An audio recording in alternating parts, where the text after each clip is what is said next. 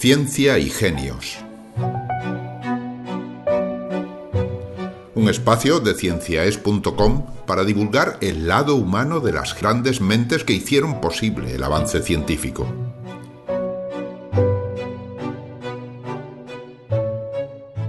La ciencia ha seguido caminos enredados para llegar hasta nosotros.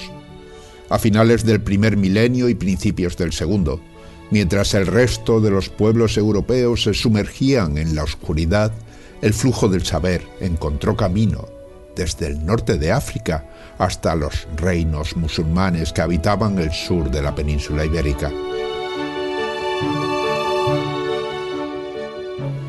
En Al-Ándalus florecía el saber. Ciudades populosas como Córdoba, Sevilla o Granada albergaban mentes ilustres en el campo de la medicina, de la filosofía o de la astronomía.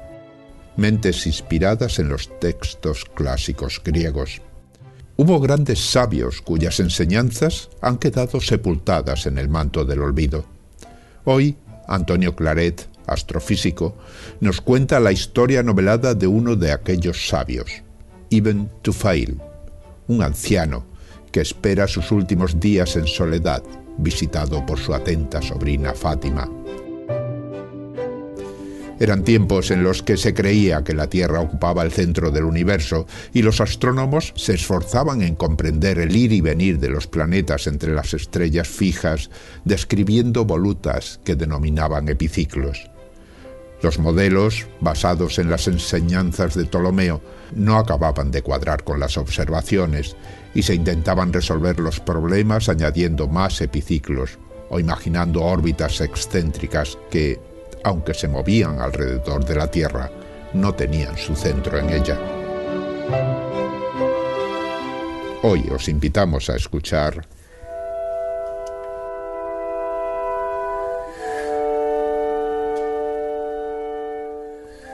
Ibn Tufail, la certera intuición.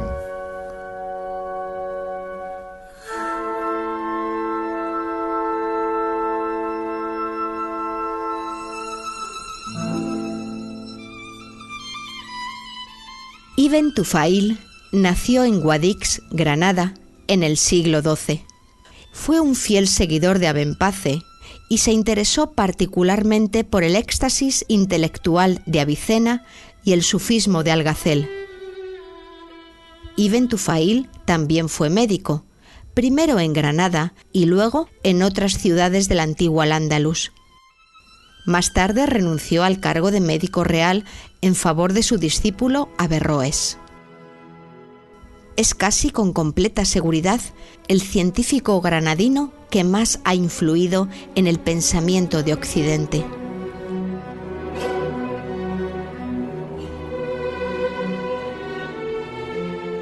Mi tío, ¿por qué vives solo y te alejaste de todo lo que antes te era querido?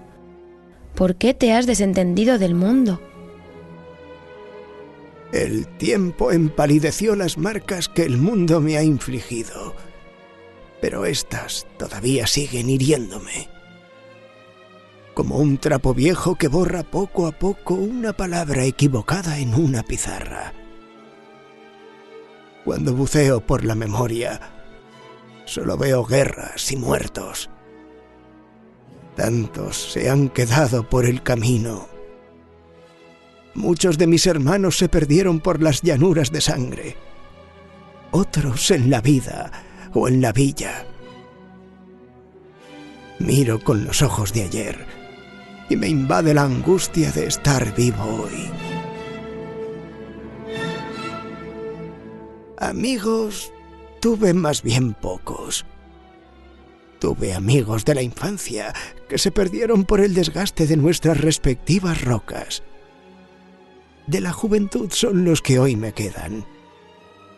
Estos son también los de mi madurez, y espero que cuando me sea difícil caminar, ellos estén todavía conmigo. Tuve por ellos y con ellos también tristezas delgadas y desconfianzas corpulentas. Una vez, algunos de ellos tuvieron envidia. Todavía busco en mi historia el porqué.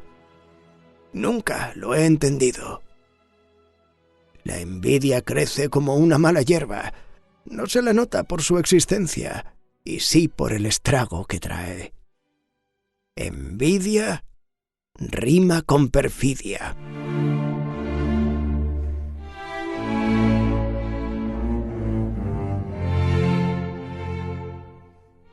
Nuevamente, la guerra, la violencia y el odio nos merodean. Y la tiranía del día que casi termina y que me condena a vivir el siguiente y seguir pensando. Hablan de mí.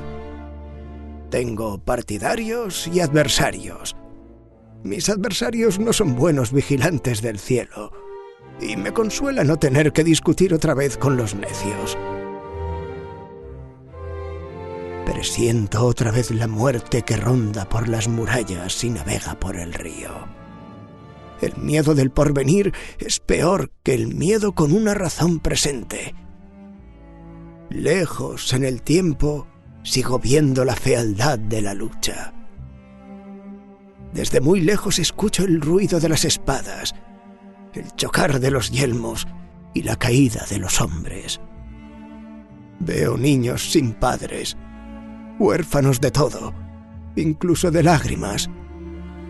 Aquella mañana fue más oscura que una noche.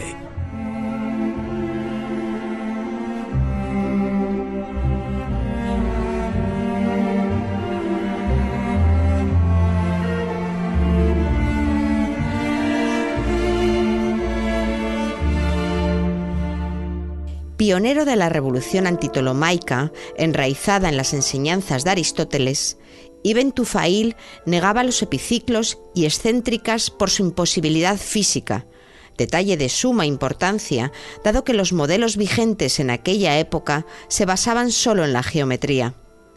Su importancia se puede medir también a través de su influencia en Averroes o en su otro discípulo, Alpetragio, quien escribe: Ibn Tufail había encontrado una teoría nueva sobre el movimiento de los planetas. Deducía sus movimientos mediante principios distintos a los de Ptolomeo y rechazaba las excéntricas y epiciclos. Con este sistema, todos los movimientos celestes podían ser verificados. Había prometido escribir sobre el asunto. Averroes añade: Ibn Tufail poseía sobre esta materia excelentes teorías, de las que se podría sacar un buen provecho. Por su parte, Maimónides dice: He oído decir que Abu Bakr decía haber encontrado un sistema astronómico sin epiciclos, sino solamente con esferas excéntricas. Sin embargo, no he oído eso a sus discípulos. Pero aun cuando lo hubiera conseguido, no habría ganado gran cosa, pues la hipótesis de la excéntrica se separa igualmente de los principios planteados por Aristóteles y a los cuales no puede añadirse nada. Esta obra, si ha existido, todavía no ha sido recuperada.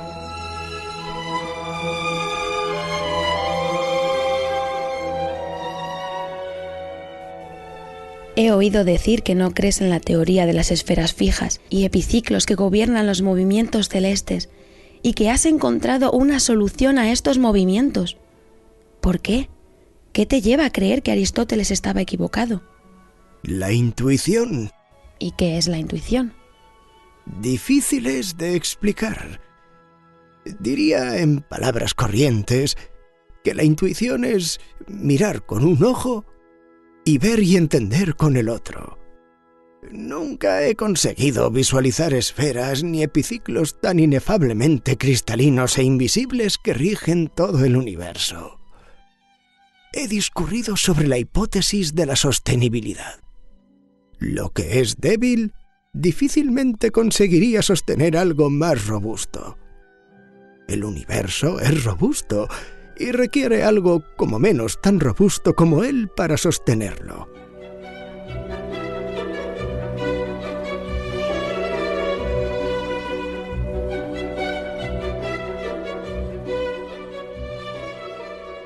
La influencia de este astrónomo granadino incluso ha llegado a la literatura europea. Tanto el Robinson Crusoe de Daniel Defoe como el Emilio de Rousseau parecen tener claros tintes de la obra de Ibn Tufail, titulada El filósofo autodidacta, que narra la evolución científica, filosófica y mística de un niño, Jai ibn Yaqzan, que crece solitario en una isla en la India. Vale la pena poner en relieve algunos aspectos de esta obra en lo que concierne a la ciencia y en particular a la astronomía.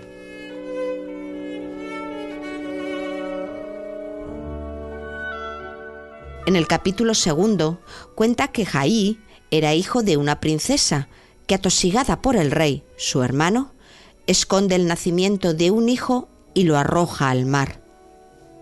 En este capítulo, Ibn Tufail contrapone el papel de la generación espontánea de su héroe frente a un nacimiento natural. Solo el hecho de que Ibn Tufail no creyera ciegamente en la teoría de la generación espontánea, ya que la compara con otra, tiene ya un impacto científico considerable. Nótese que solo unos 6 siglos después, el problema de la generación espontánea fue resuelto por Pasteur.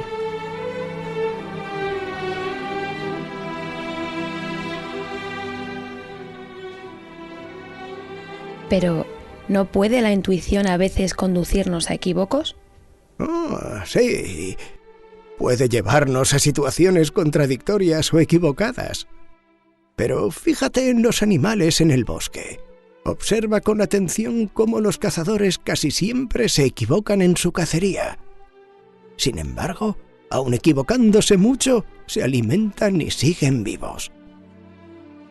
Imagina ahora que quieres buscar una aguja en el pajar. Tarea difícil, ¿verdad? Si usas una de estas piedras famosas en la magnesia griega que atraen el hierro, tu búsqueda ya no será tan frustrante. La intuición es una especie de imán cuando buscas una aguja en el pajar.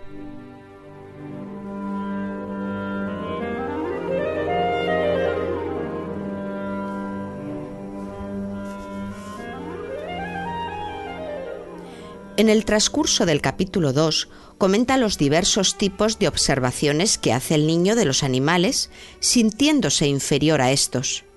Pero luego pierde a la gacela que le había criado. En el capítulo 3 trata de explicar su muerte, pero descubre el desprecio por lo material.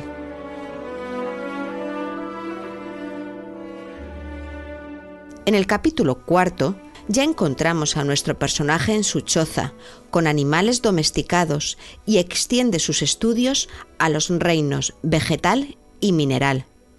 Busca el significado del alma. A los 28 años investiga la forma y la materia de los cuerpos. Empieza el estudio de los cuerpos celestes y niega la posibilidad del infinito.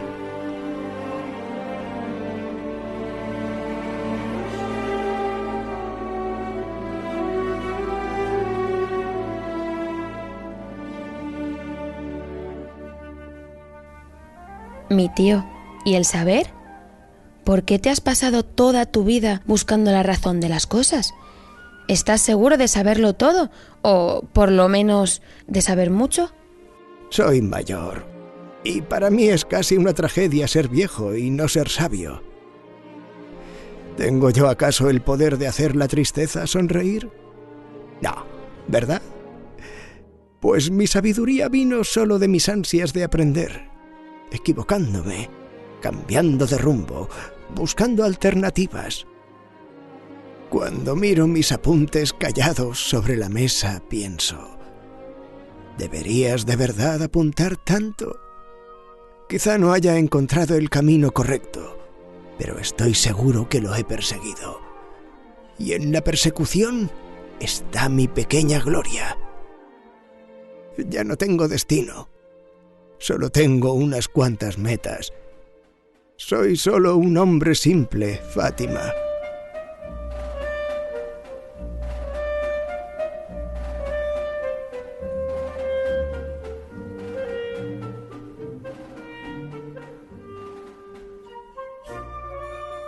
El quinto capítulo trata bastante de astronomía y esperábamos encontrar algo de la propia teoría de Ibn Tufail sobre el movimiento de los planetas. Sin embargo, encontramos nada más que esta frase: exponer sus progresos en esta ciencia sería largo y es asunto divulgado en los libros. Para nuestro propósito, basta con lo que hemos expuesto.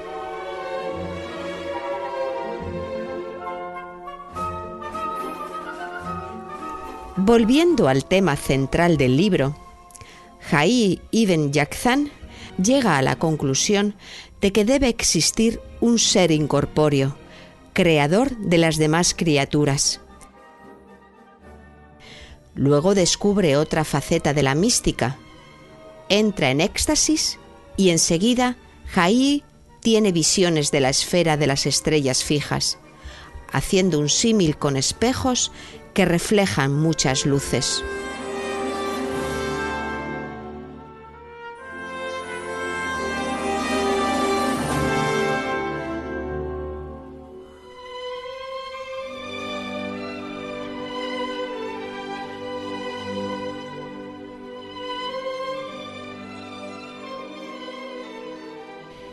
¿Y cómo sabes que no has encontrado el camino correcto?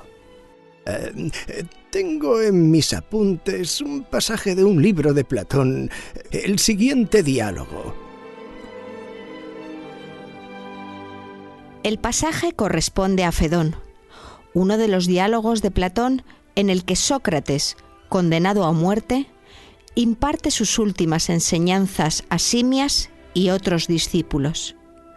Así lo describe el filósofo.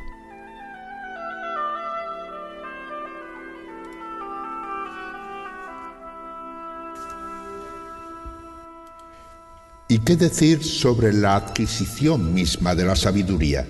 ¿Es o no un obstáculo el cuerpo si se le toma como compañero de investigación? Y te pongo por ejemplo lo siguiente. ¿Ofrecen acaso a los hombres alguna garantía de verdad la vista y el oído? ¿O viene a suceder lo que los poetas nos están repitiendo siempre, y es que no oímos ni vemos nada con exactitud? Y si entre los sentidos corporales estos no son exactos ni dignos de crédito, difícilmente lo serán los demás, puesto que son inferiores a ellos. ¿No te parece así, Simias? Así es, por supuesto. Entonces, ¿cuándo alcanza el alma la verdad? Pues siempre que intenta examinar algo juntamente con el cuerpo, está claro que es engañada por él. Dices verdad. Y no es al reflexionar cuando, más que en ninguna otra ocasión, se le muestra con evidencia alguna realidad. Sí. E indudablemente la ocasión en la que reflexiona mejor es cuando no la perturba ninguna de esas cosas, ni el oído, ni la vista, ni dolor, ni placer alguno, sino que, olvidándose del cuerpo, se queda en lo posible solo consigo mismo y sin tener en lo que puede comercio alguno ni contacto con él, aspira a alcanzar la realidad.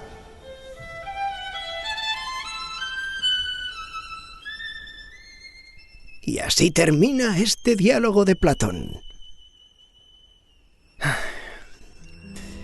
Me temo, después de este pasaje, muy querida sobrina, que nunca alcanzaremos la verdad absoluta.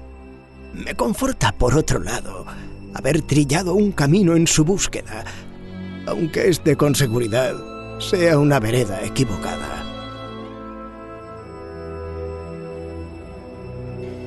Es tarde, ya me voy, tío. ¿Te abro la ventana para que te alcance la luz?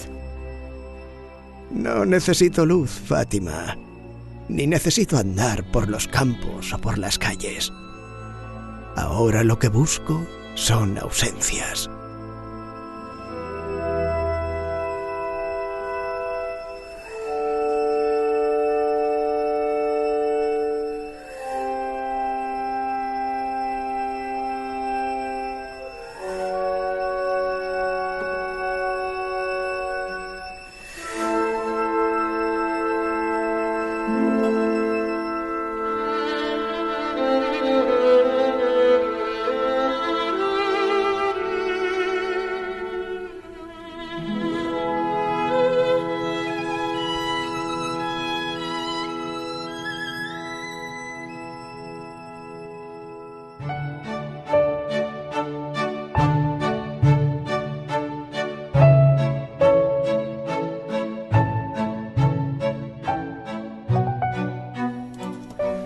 Nota del autor. Esta biografía está basada en hechos reales. Sin embargo, los diálogos de Ibn Tufail y su sobrina son ficticios, una especie de radioteatro. El autor ha imaginado lo que dirían si hubiesen tenido la oportunidad. Por otra parte, en opinión del autor, estos diálogos de Platón, aunque son inherentes a la condición humana, tienen un ligero vislumbre, pátina, del principio de incertidumbre de Heisenberg.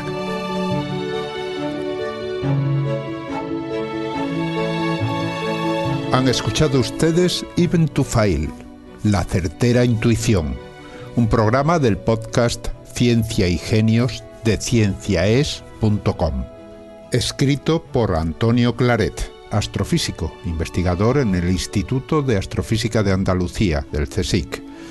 La realización ha sido obra de Ángel Rodríguez Lozano y hemos contado con la colaboración especial de Rosa Lencero como narradora, Ignasi Díaz Ferrando como Ibn Tufail, Clara Galán como Fátima y Jorge Panadero como Simias.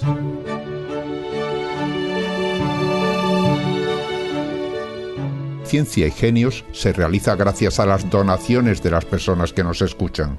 Si desea colaborar, visite nuestra página web y presione el botón de donar. Muchas gracias. Cienciaes.com. Ciencia para escuchar.